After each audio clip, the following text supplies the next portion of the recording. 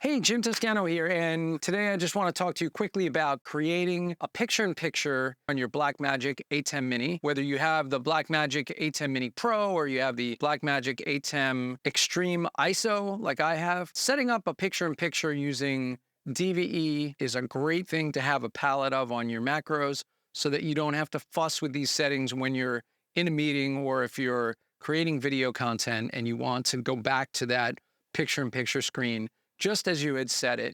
So the first thing we're going to do is go up to the top of the screen. Let me show you my Apple TV so you can see that. We're going to go to the top of the screen. We're going to click on Macros, and we're going to open up this little palette. We're going to create a new macro. I'm going to hit the plus sign. I'm going to name this.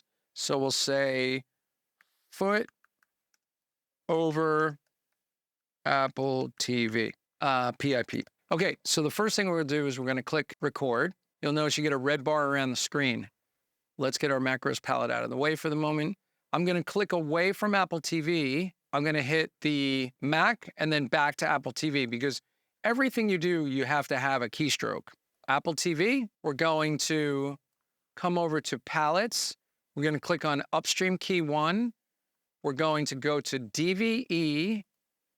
We're going to go to our foot cam, and then we can't really resize this foot cam or even know what it looks like until we put it on air. So we're going to click on air. So now the foot cam is there.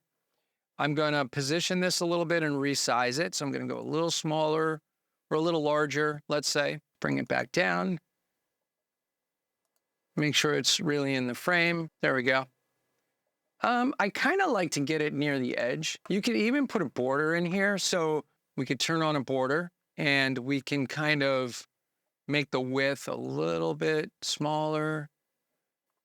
And then, so let's say I'm happy with this picture-in-picture. We like what we see so far.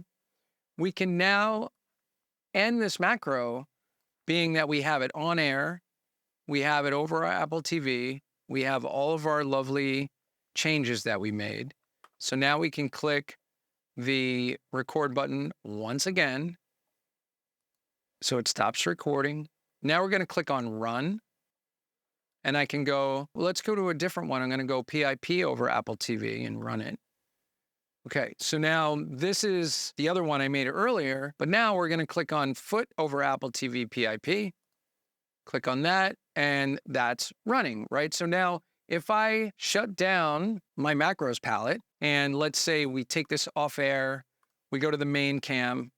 Now I want to use those macros in my session. I'm going to shut down my Atem software. So you can see I'm going to close this. So I quit out of the Atem software control. So now I'm going to come down to my Launchpad. I'm going to relaunch Atem software control. It's coming up. I'm going to open up my macros palette. And we're going to come over here. We're going to go into run mode.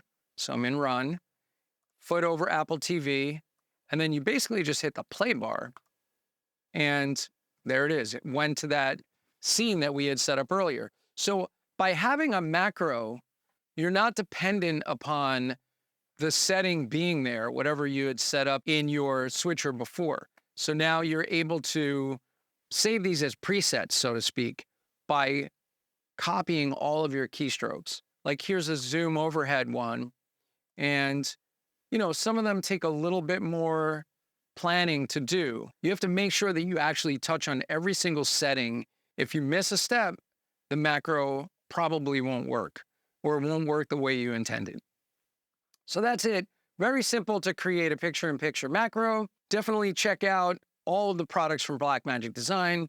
The Atem Mini Extreme Pro ISO is the one that I have. It's an 8-channel switcher with 4 upstream keyers, 2 downstream keyers.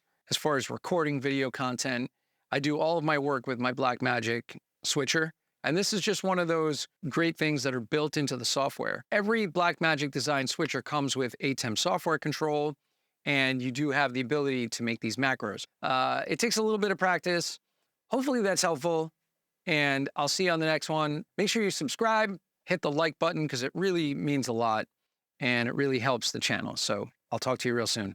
Take care.